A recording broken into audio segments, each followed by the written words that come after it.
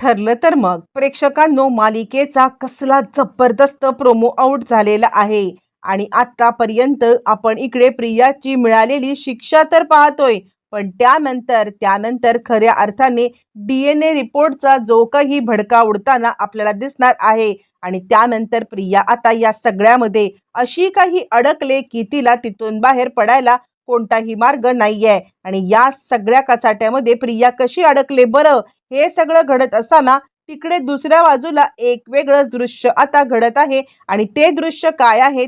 सायलीला आता एका ठिकाणावरून आपणच खरी तन्वी असल्याचं सत्य आता समजलेलं आहे प्रेक्षकांनो. हो, तिच्याकडे कोणताही ठोस पुरावा जरी नसला तरी सुद्धा तिला आता आपण खरी तन्वी असल्याचं एक सत्य एका व्यक्तीकडून असं समजलंय की त्यानंतर सायलीला त्याच्यावरती विश्वास ठेवणं भाग पडलंय. पण सायली स्वतःची ओळख ही समोर आणण्याआधी सगळे पुरावे कसे गोळा करणार, काय करणार, सायलीला हे सगळं कसं कळलं, एक न अनेक प्रश्नांची उत्तरं या व्हिडिओमध्ये आपल्याला पाहायला मिळणार आहेत. छोटूसा व्हिडिओ शेवटपर्यंत प्रेक्षकांनो, प्रियाने आज जाण्यासाठी नकार दिलाय हे तर आपण सगळ्यांनीच पाहिलेलं आहे. प्रियाने या सगळ्यामध्ये आता मात्र सांगितले की मी जळाले तर यावरती मग आता तिला सांगत आहे ती म्हणजे इकडे आता जानकी, अगं तुझी आई आहे ना, तुझी आईला वाचवण्यासाठी तू काहीच नाही करणार. आणि त्यावरती आता मात्र प्रिया सांगायला लागते, हो आई असली तरी सुद्धा मला माझ्या जीवाची पर्वा आहे की नाही. आणि हे सगळं इकडे आता अर्जुन आणि सायली हे दोघं जण ऐकत आहेत आणि दोघं जण या सगळ्यामध्ये आता मात्र हे सगळं रेकॉर्ड करून ठेवत आहेत.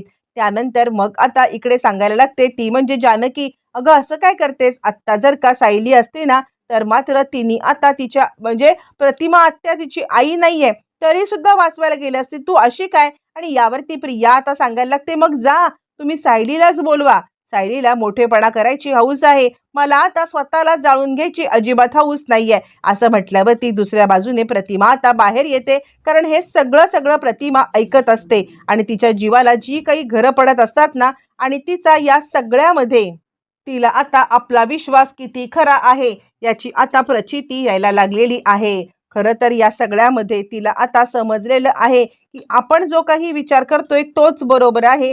ही आपली मुलगी असू शकतच नाहीये, आपली मुलगी आपल्यासोबत असं वागू शकते, नाही, हे 100% आता खरं नाहीये असं म्हणत तिला आता स्वतःला समजलंय. मग त्यानंतर तोपर्यंत कल्पना आणि आता सगळेजण इकडे होम हवन उरकून घरी आलेले आहेत आणि त्याच वेळेला सायलीने सगळ्यांच्या समोर प्रियाच्याच तोंडून आता सत्य बदलून घेण्यासाठी आणि तिने प्रतिमा आत्याच्या सोबत आता काय कसं केलंय हे सगळं सगळ्यांच्या समोर आणण्यासाठी मात्र आता एक रिंगण आखलेलं आहे.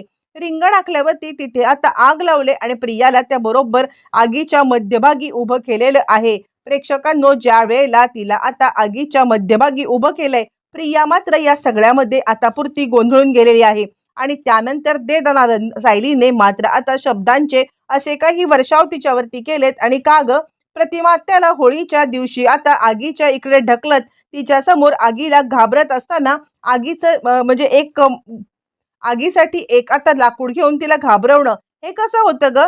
ज्या माणसाला ट्रॉमा आहे त्या माणसाला अशा परिस्थितीमध्ये ढकलणं हे कितपत योग्य आहे. असं म्हणत मात्र आता इकडे प्रियावरती असे काही घणाघाती हल्ले झालेले आहेत की त्या सगळ्यामध्ये प्रिया मात्र आता चांगली गडबडत गेलेली आहे. आणि त्यानंतर मग आता सायली सांगायला लागते, बाद झालं, आतापर्यंत प्रतिमा आत्याची जी काही फसवणूक केलीस, प्रतिमा आत्याला या सगळ्यामध्ये जे काही त्रास दिलास ना त्या सगळ्या त्रासांसाठी आता मात्र तुला शिक्षा ही मिळणार म्हणजे मिळणारच. असं म्हणत प्रिया, तुझा खेळ संपलेला आहे. आणि प्रिया आता चांगलीच घाबरले, हे नाही, मी नाही, तू नाही असं म्हणत प्रिया आता या सगळ्यामध्ये बोलत असताना अर्जुन सांगतो, का तू जे काही केलंस ना प्रतिमा आत्याच्या सोबत, तिच्या गोळ्या बदलल्यास, तिला ट्रॉमा असताना सुद्धा आता हे सगळं केलंस, आता भोग चटके, तुला ज्या वेळेला चटके भेटतील ना त्यावेळेला तुला आता समजेल की आपण प्रतिमा आत्याच्या सोबत काय केलं आणि आपल्यासोबत काय व्हायला पाहिजे. असं म्हणत प्रिया आता चांगलीच घाबरलेली आहे. नाही, मी चुकले, मला माफ करा, मला माफ करा असं म्हणत प्रिया आता स्वतःला सोडवण्यासाठी भिका मागायला लागते. पण कुणीही प्रियाला या सगळ्यामध्ये आता मात्र भीक द्यायला तयार नाहीये. इथे आता मात्र इकडे सायली सांगायला लागते, ठीक आहे, आम्ही तुझ्या इतके निर्दयी निष्ठुर नाही आहोत की आता तू इकडे आगीच्या कचाट्यामध्ये आहेस आणि आम्ही तुला असंच सोडून देऊ.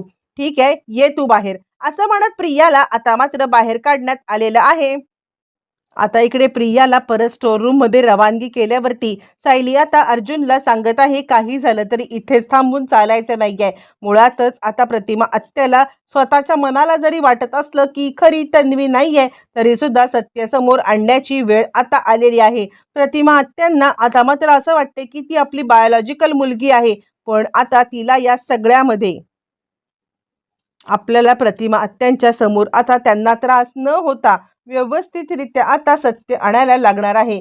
काहीही झालं तरी सुद्धा सत्याचा उलगडा मात्र आता झालाच पाहिजे. असं म्हटल्यावरती अर्जुन आता सांगायला लागतो, ठीक आहे बायको. आणि त्यानंतर मग आता अर्जुन ऑफिसला आल्यावरती तो चैतन्यला सांगतोय, DNA रिपोर्टचं काय झालं? म्हणजे जर का आपल्याला तन्वीचं सत्य समोर आणायचं असेल तर DNA रिपोर्ट हे आपल्यासाठी खूप महत्त्वाचे असणार आहेत. आणि त्यावरती मग आता चैतन्य सांगायला लागतो, हो अर्जुन, मी आता त्या लॅबमध्ये फोन केला होता, तर ते DNA रिपोर्ट घेऊन आता आजच येणार आहेत. अर्जुन म्हणतो, एक काम कर, ते DNA रिपोर्ट आहेत ना, ते रिपोर्ट आता इकडे ऑफिसमध्ये किंवा आपण त्यांच्या ऑफिसमध्ये जाऊन कलेक्ट करायचे नाहीयेत, तर आता ते DNA रिपोर्ट त्यांनी त्यांनी आपल्या घरी आणून दिले ना तर चांगलं आहे. म्हणजे मुळातच आत्तापर्यंत जी काही कटकारस्थानं प्रियाची चाललेली आहेत ना, ती कटकारस्थानं आत्तापर्यंत आपण सहन केली, पण यापुढे यापुढे मात्र आता नाही. प्रतिमा आत्या आणि बाकी सगळ्यांना जे काही दुःख आता ती देत आहे, ते सगळं सगळं दुःख आता आपल्याला हरलं पाहिजे,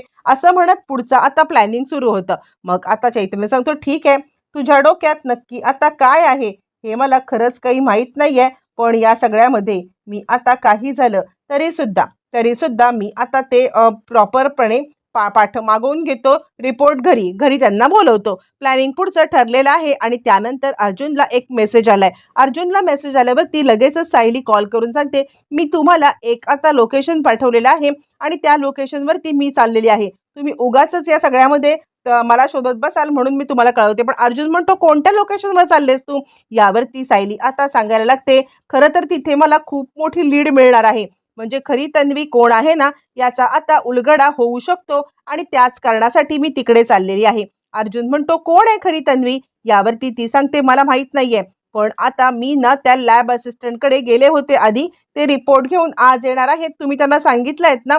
पण त्यांनी जरी रिपोर्ट घेऊन आज येणार असले तरी जे सत्य मला समजलंय ते सत्य म्हणजे आता त्यांनी ते तन्वीचे रिपोर्ट चेक केले असता तन्वी जिवंत आहे. ते रिपोर्ट, ते सॅम्पल आत्ताच काढलेले आहेत.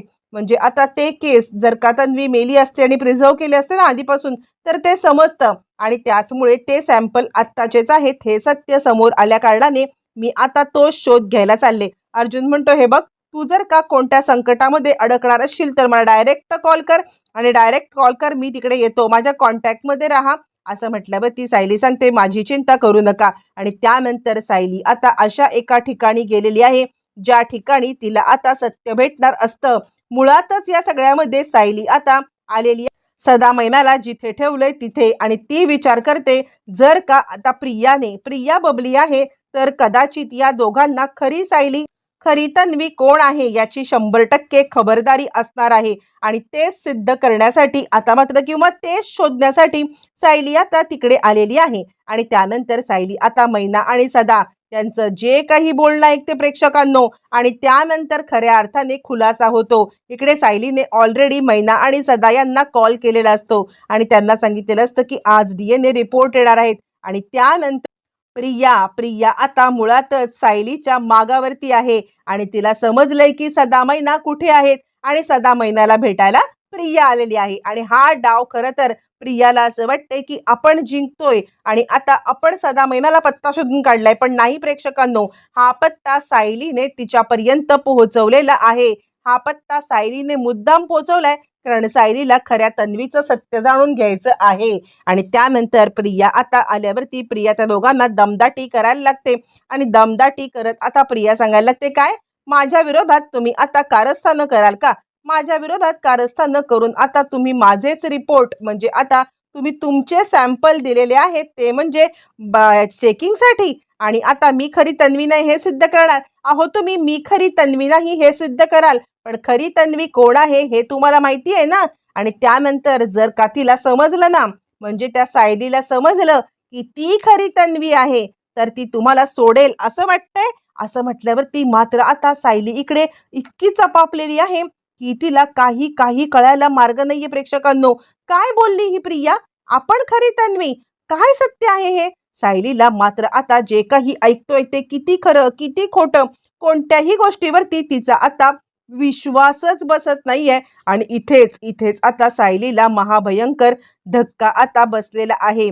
आणि सायली या सगळ्यामध्ये विचार करते, काय बोलून गेली ही प्रिया? नाही, आता जर का हे सत्य असेल तर मात्र आता मीच खरी तन्वी आहे काय? पण ह्याला पुरावा काय? मला आता काहीतरी करायला पाहिजे असं म्हणत सायली बिचारी घरी आले. पण सायलीच्या कडे आता दुसरं काही पुरावा नसल्या कारणाने सध्या इकडे तोपर्यंत रविराज घरी आलेले आहेत. आणि रविराज घरी आल्यावरती मग आता लगेचच इकडे ते सांगतात, काय झालंय ज्युनियर, तू असं अचानकपणे बोलवलंस? म्हणजे खरं तर मी बाहेर गेलो होतो, मला प्रतिमाने इथे घडलेलं सगळा खडा सांगितलाय.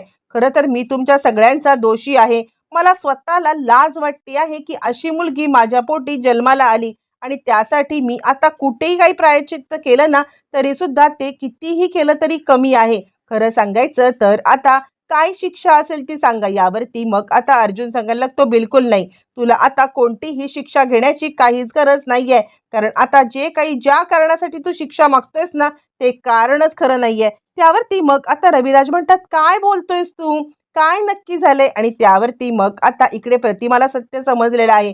प्रतिमा खूपच खुश आहे आणि ती आता विचार करते, काही झालं तरी सुद्धा. आणि त्याच वेळेला इकडे आता रिपोर्ट घेऊन आलेले आहेत, ते म्हणजे डॉक्टर. आणि डॉक्टर सांगतात हे DNA रिपोर्ट. आणि त्यावरती मग आता रविराज म्हणतात, कसले रिपोर्ट, काय नक्की चाललंय? आणि त्यावरती लगेचच आता इकडे सांगायला लागते, ती म्हणजे सायली आणि अर्जुन हे दोघं जण बोलायला लागतात. तुम्ही आत्तापर्यंत विचार करत होतात की ही तुमची मुलगी आहे, पण आम्ही तुमचे सॅम्पल म्हणजे प्रतिमा त्या तुमचे आणि तन्वीचे सॅम्पल चेकिंगला दिले होते, त्याचे रिपोर्ट आलेले आहेत आणि ते DNA रिपोर्ट निगेटिव्ह आहेत. असं म्हटल्यावरती रविराज आणि प्रतिमा यांना एक आनंदाचा तर आता एक महाभयंकर धक्का बसलेला आहे. मुळातच या सगळ्यामध्ये आता इकडे ही तन्वी नाहीये, यापेक्षा दुसरी आनंदाची गोष्ट आता कोणती असू शकते? पण त्याचबरोबर मात्र आता आपली खरी तन्वी कुठे आहे हा प्रश्न त्यांच्या आता डोक्यामध्ये टिक टिक करायला लागलाय. आणि त्यांना या सगळ्यामध्ये मोठा धक्का बसलाय. आणि त्याच वेळेला ते सांगतात की खरी तन्वी कोण आहे मग? आणि त्यावरती मग आता अर्जुन म्हणतो, तो शोध तर आपला चालू आहे, त्याची चिंता तू करू नको. काही झालं तरी सुद्धा मी लवकरात लवकर त्याचा सुद्धा शोध घेणार आहे. असं ज्या वेळेला अर्जुन बोलतोय रविराजांच्या पायाखालची जमीन. आणि त्यानंतर अर्जुन सांगतो, ते सुद्धा आम्ही शोधून काढणार आहोत. पण तोपर्यंत तिकडे आता सायली आले. सायलीला तर आता समजलंय की आपणच आता मात्र इकडे तन्वी आहोत. पण सायली त्यावेळेला काहीही न बोलता आता मात्र गुपचूपपणे तिची आणि प्रतिमा त्यांची एक टेस्ट करणार आणि तिथूनच महाभयंकर सत्य आता उलगडणार. हे सगळं कसं घडणार, काय घडणार, येणाऱ्या भागामध्ये प्रेक्षकांनो एक आणि अनेक गोष्टी समजणार.